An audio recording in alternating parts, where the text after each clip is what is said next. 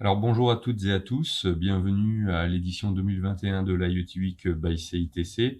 Nous sommes réunis aujourd'hui pour échanger autour de l'intelligence artificielle. Pour ce faire, nous accueillons à nos côtés Gontran Pic, Project Manager chez Bosch.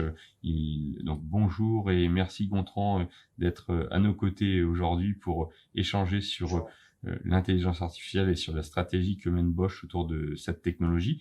Donc avant de démarrer, je dirais, dans le vif du sujet, dans les questions autour de l'intelligence artificielle, pour permettre à nos auditeurs de mieux vous connaître, une première question, c'est qui est Gontran Pic? Alors, Gontran-Pic, c'est un responsable I4.0 du site de Bosch Mondeville, donc qui se situe dans la région du Calvados, vers Caen.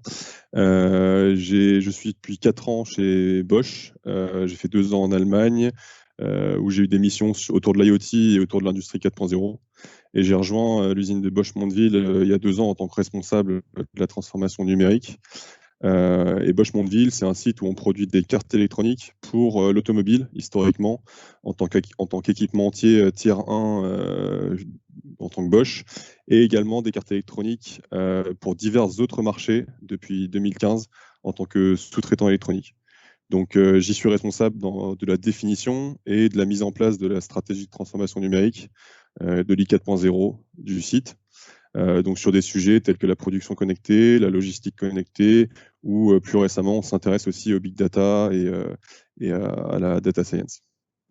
Bien, merci Gontran pour ces précisions vous concernant. Donc, en termes de, alors vous évoquiez l'industrie du coup I 4.0, l'innovation. Donc, dans cette innovation, on va forcément avoir une notion d'intelligence artificielle. Par rapport à cette intelligence artificielle, aujourd'hui, quelle est la stratégie que mène Bosch à l'intégration de cette intelligence artificielle dans ses produits comme dans ses outils de production? Mhm.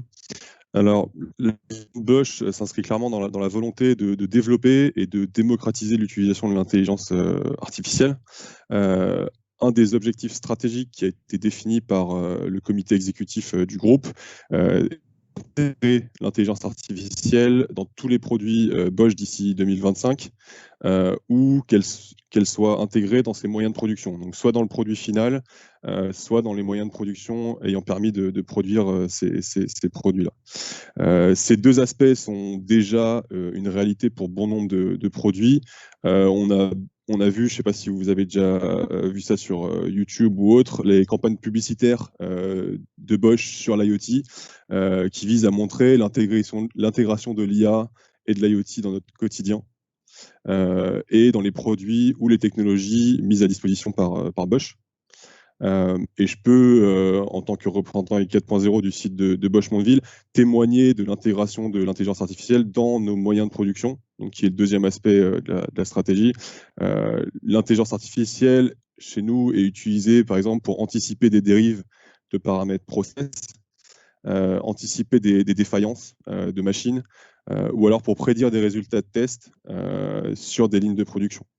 Donc, merci Gontran pour ces précisions concernant l'intégration et la stratégie de Bosch sur l'intelligence artificielle. Donc, on voit que déjà, il y a une grande démarche qui est faite de l'intégration d'IA dans des produits, en tout cas dans une stratégie de l'intégrer dans l'ensemble des produits, également dans les outils de production. Et du coup, on peut se poser la question aujourd'hui, grâce à l'intelligence artificielle finalement, quels sont les nouveaux usages qui ont pu être mis en place ou en tout cas que vous rêvez de mettre en place, et qui donne lieu finalement peut-être à une transition vers des nouveaux business models ou des nouveaux marchés. Et puis à l'inverse, quels peuvent être aujourd'hui les freins ou les limites de l'IA dans l'intégration de vos produits?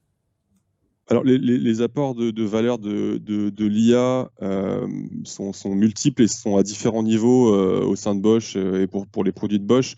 Donc, tout d'abord, si on prend les cartes électroniques ou les systèmes, l'intégration de l'IA, par exemple, si je prends l'exemple des véhicules autonomes, Bosch fournit des systèmes qui intègrent ou vont intégrer de l'IA, et ce besoin en IA va aller de croissant.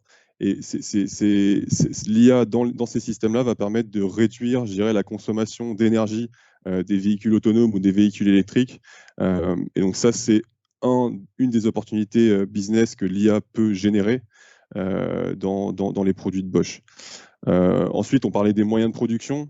l'intégration de l'IA dans les moyens de production a un potentiel énorme parce que ça nous permet d'augmenter l'OEE, de diminuer les quantités de tests qu'on pourrait être amené à réaliser et également de mutualiser des ressources.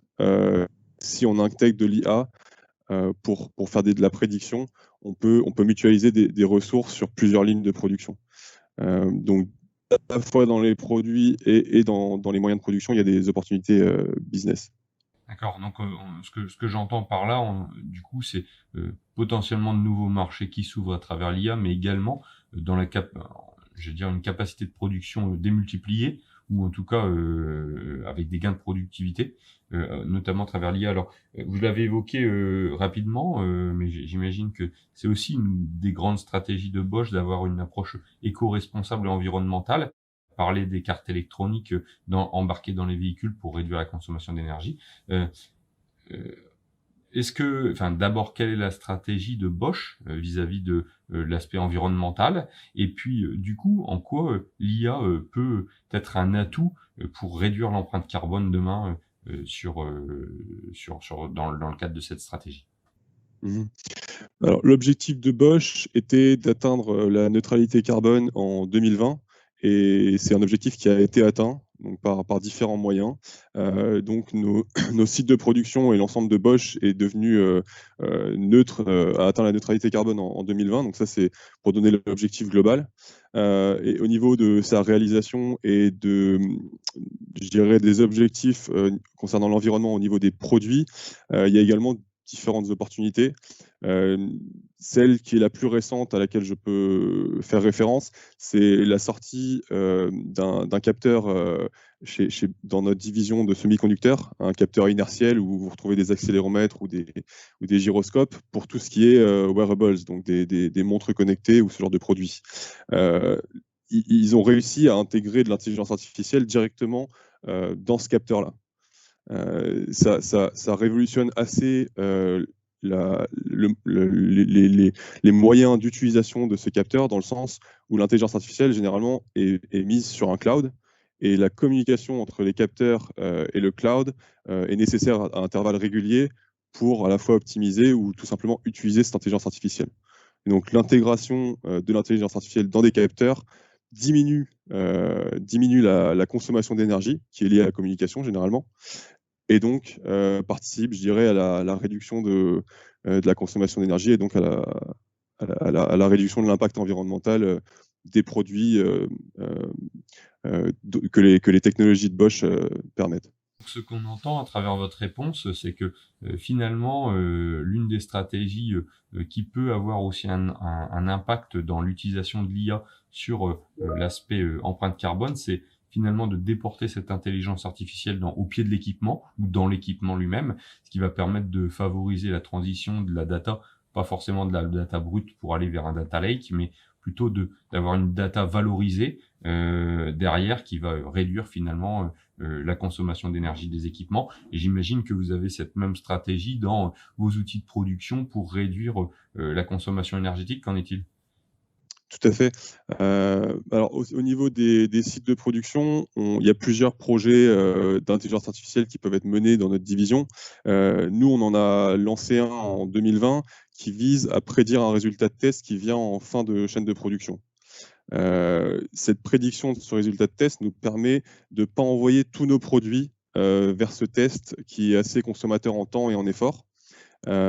Et du coup, les produits qui sont prédits comme bons par l'algorithme d'intelligence artificielle vont être envoyés directement à l'emballage. Donc ça nous permet d'augmenter l'OE de notre ligne. Et après, dans un autre sens, si on envoie moins de produits vers des moyens de test, on réduit aussi la consommation d'énergie qu'on peut avoir vis-à-vis de ces tests. Voilà. Écoutez, très bien. Merci pour l'ensemble de ces informations, d'avoir partagé avec nous pendant ce moment la stratégie de Bosch sur l'intégration de l'intelligence artificielle, mais on le voit plus largement, finalement aussi, qui déborde aussi bien sur les environnements, puisque vous l'utilisez aussi dans cet objectif-là. Bien évidemment, des gains de productivité, des gains de développement de business. Donc, on voit tout l'intérêt de l'IA. On a parlé d'IA déportée et quelque part, ça nous conduit. Alors, nous, au CITC, dans le cadre de l'IoT Week, on aborde l'environnement, on aborde la cybersécurité. Je pense que c'est aussi un des enjeux lorsqu'on va déporter de l'IA et transmettre de la donnée valorisée. Donc, il y a tous ces sujets finalement qui s'entremêlent. Et donc, je vous remercie d'avoir pris le temps de partager au cours de cette interview votre vision de l'IA. On va se retrouver notamment le 16 mars pour poursuivre ces échanges ensemble au cours de la plénière. Donc, merci à vous, Gontran. Je vous dis à très bientôt, au 16 mars. Ce film sera bien évidemment projeté dès le 1er mars pour que les auditeurs et les internautes puissent dès à présent prendre connaissance des sujets et vous poser des questions en direct.